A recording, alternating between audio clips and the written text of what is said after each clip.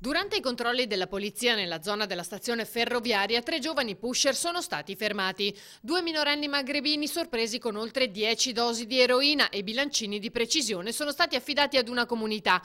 Un ragazzo poco più che maggiorenne invece è stato fermato con circa 500 grammi di marijuana e arrestato. Per lui domiciliari in attesa della direttissima.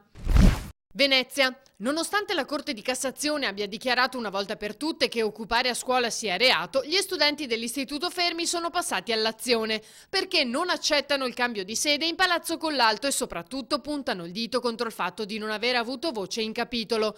Decisione presa senza interpellarci, attaccano. Chiedevano almeno un'assemblea d'istituto che però non c'è stata. Per questo sono entrati da una finestra srotolando uno striscione con scritto "Fermi tutti, da qui non ci spostiamo". Le recriminazioni riguardano anche i tagli che hanno interessato negli ultimi anni il mondo della scuola.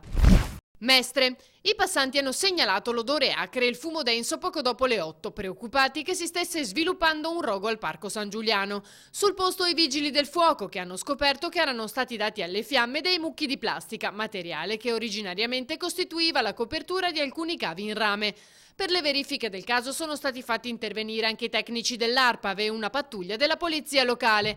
Potrebbero essere stati alcuni sbandati che frequentano l'area del Fortino, dormendo in giacigli improvvisati.